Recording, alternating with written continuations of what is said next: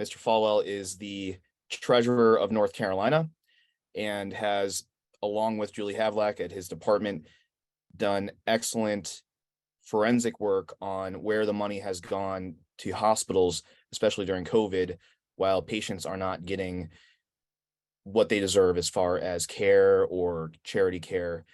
And those hospitals are the ones who choose the staffing for their emergency departments and physician groups. And those are the ones who have, in many cases, chosen to do so with private equity firms that violate the corporate practice of medicine. I really appreciate you being here. I'm not sure if you'll be able to join the Western North Carolina panel later. Thank you all for joining us. And I just want to thank Mitch and Take Back Medicine for advocating for the invisible. There are people in our state who don't know this call is going on, don't know who I am, and don't know who you are.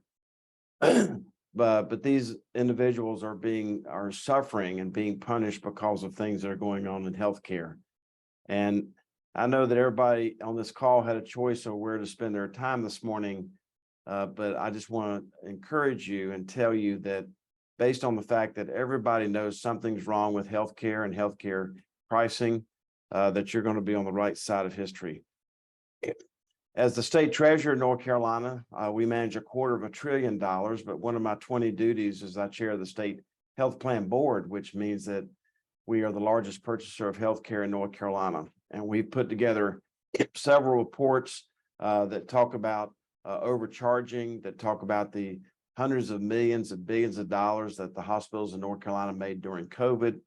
But one of our latest reports talks about CEO pay, and 7 CEO executives in North Carolina took home $1.75 billion in income over the last 10 years.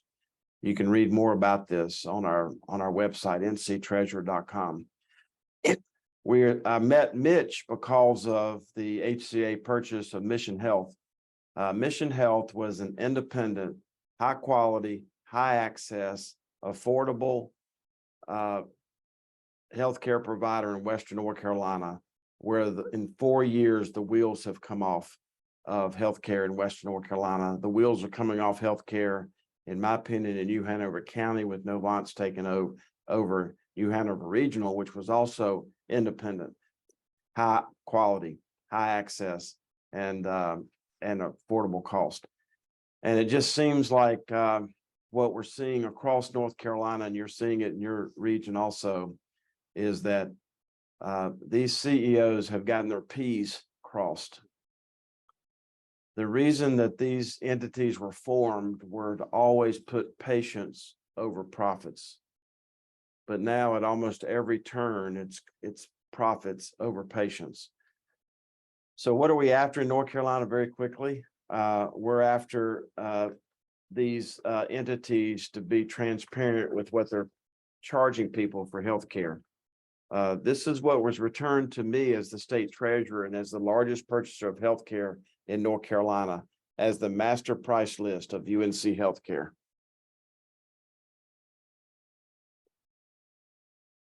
Every single page was redacted. This industry does not want you to know what you're paying. In this stack of papers, very quickly, Mitch, are 2 executive orders, one signed by President Trump and one strengthened by President Biden. These executive orders say to get rid of these secret contracts. Both the previous and the current president of the United States were sued not once, but I believe 3 times. The presidents won on every turn in federal court about these issues. They were sued by the hospital cartel and the Chamber of Commerce.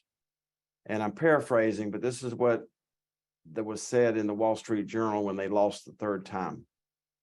We don't think telling people what things cost lead them to make better decisions. I'm very offended by that because today is Senior Citizen Day at our Harris Teeter grocery stores. So not telling people what things cost lead them to make better decision is arrogant. And it tells you the level of arrogance that we're dealing with.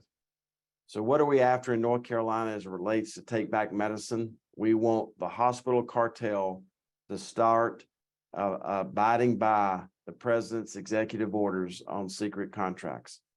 We want them to start offering a level of charity care equal to the billions of dollars of tax benefits that they receive in our state from local governments as well as the state of North Carolina.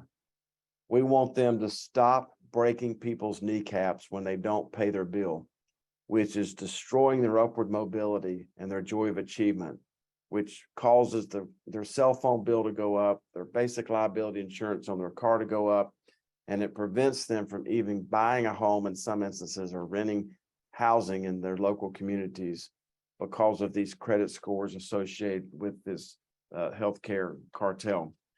So as I close, I'll be available as long as I can for any questions, but just want to remind everybody on this call, several years ago, I was had an opportunity to spend time with Greg LeMond at the 10th stage of the Tour de France.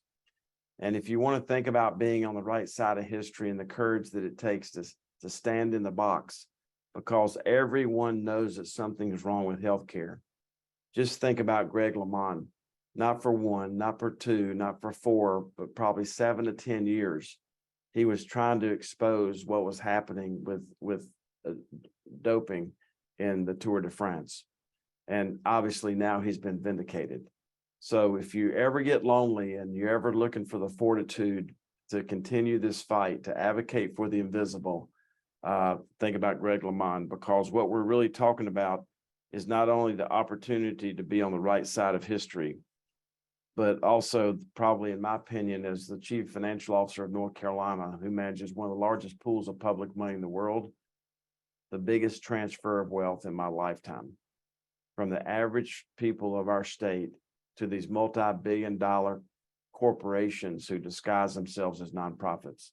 So Mitch, thank you for having me, and thank all the Zoomers for Zooming in to Take Back Medicine conference today.